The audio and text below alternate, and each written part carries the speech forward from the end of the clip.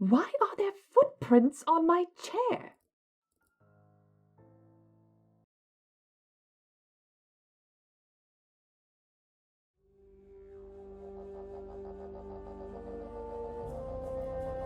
This young queen has successfully raised her first daughters beneath the leaf litter of the rainforest floor. The nutritious fungus she fed them as larvae is now dwindling.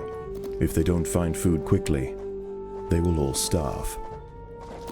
Unfortunately for the ants, overground swarms of parasitic phorid flies are beginning to hatch. Leafcutter innards provide perfect incubation chambers for the young of these insidious insects.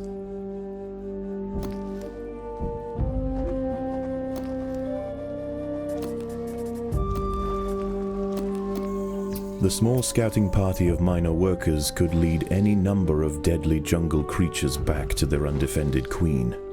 They will need time and luck on their side. The workers have located a patch of young seedlings, just what they were looking for. The leaves are soft enough to be sliced up with ease and carried back to the nest. The harvested leaf chunks are not eaten directly. Instead, they are used by the very smallest minim workers to cultivate a nutritious fungus.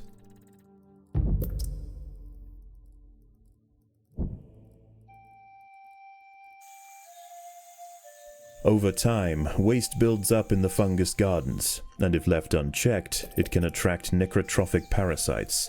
To deal with this problem, Atacephalotes dig out subterranean waste heaps, preferably as far as possible from the healthy nursery chambers.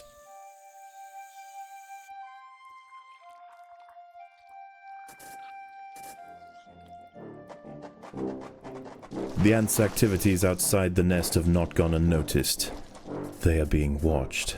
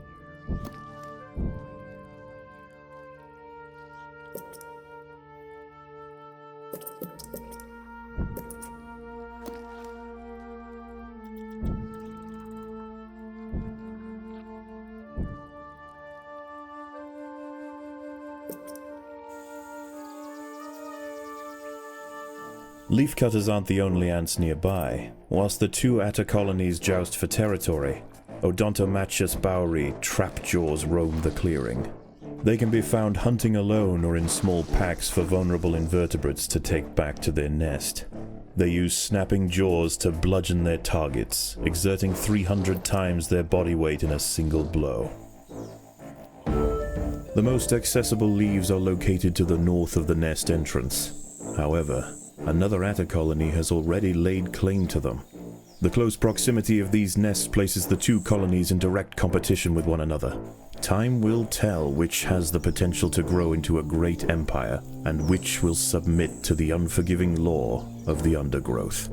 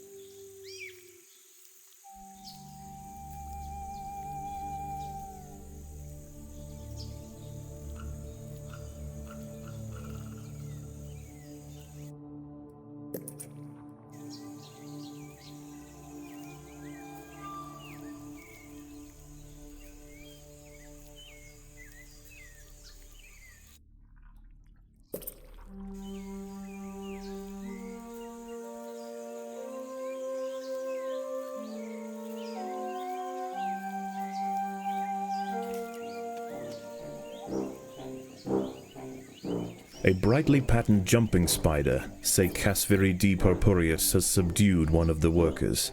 This expert solo hunter combines extreme agility with incredible forward vision, allowing it to pounce on unsuspecting prey with pinpoint accuracy.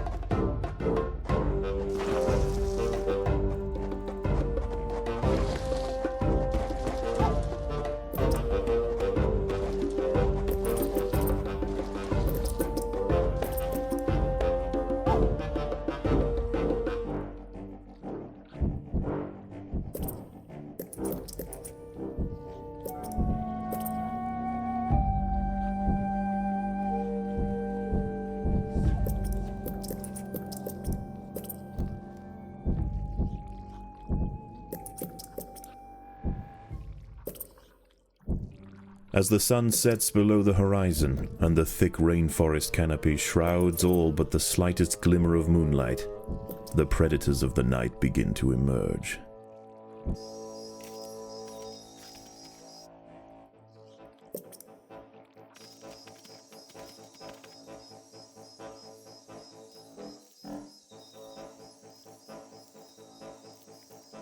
An ant has fallen prey to a wandering harvestman. Its long, slender legs keep its vulnerable body elevated high above the leaf litter, and when threatened, it can release strong-smelling odors to deter other predators. A stern response will be needed to drive this striding nuisance away.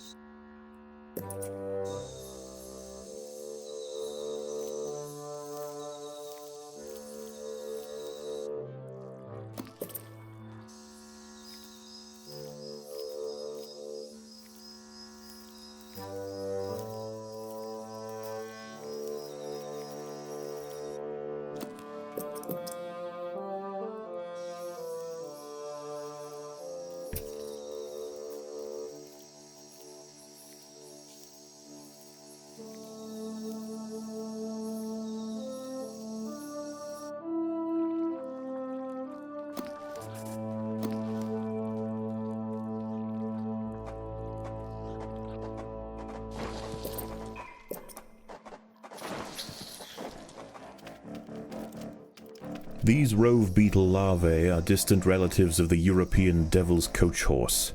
Despite a few million years of separation, they share the same carnivorous appetite, razor-sharp pincers, and most importantly, a fearsome final form.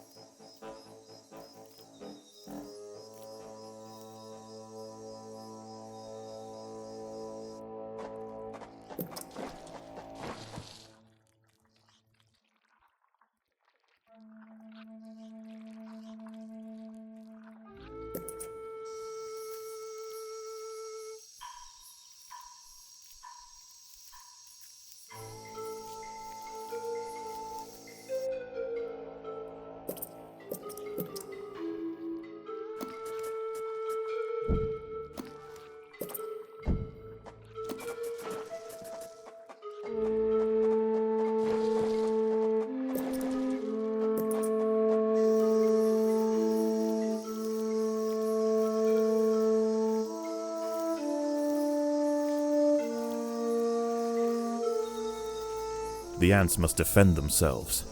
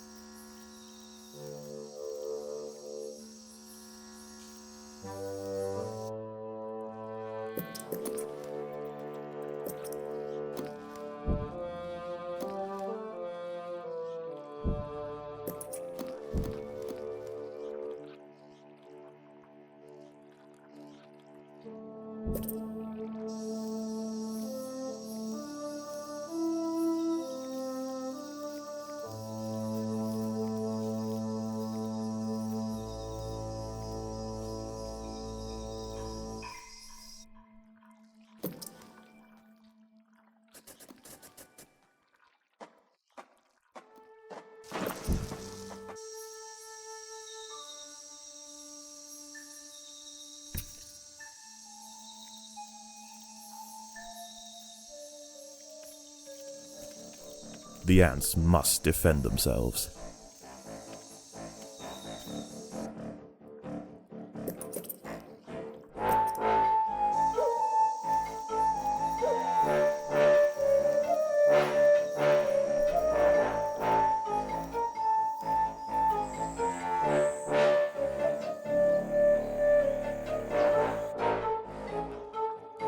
Daybreak has arrived, and the creatures of the night scurry back to the dark crevices of the undergrowth.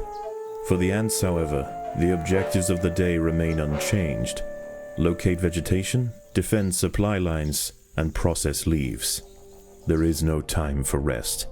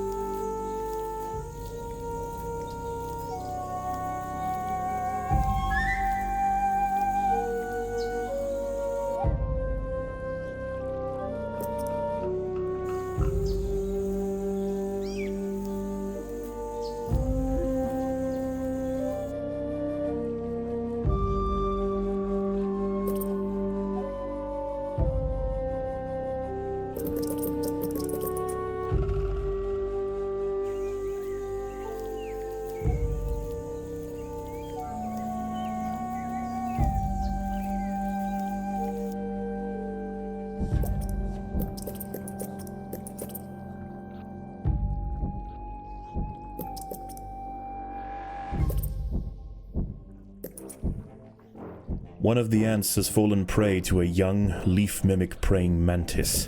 Once in range, its long, razor-clad forelegs can ensnare and impale victims with lightning speed.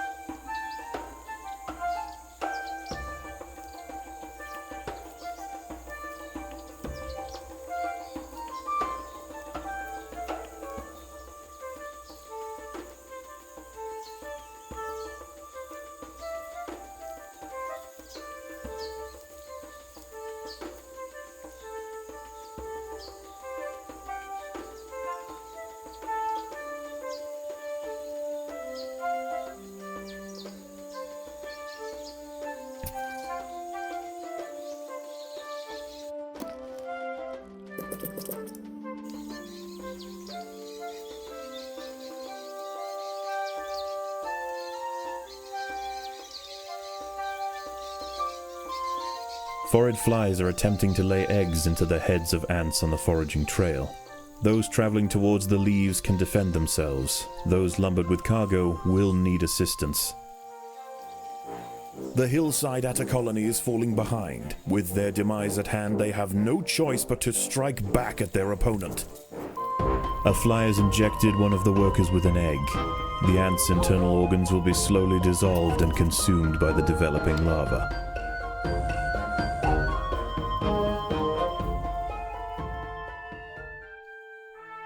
The ants have subdued their rivals and achieved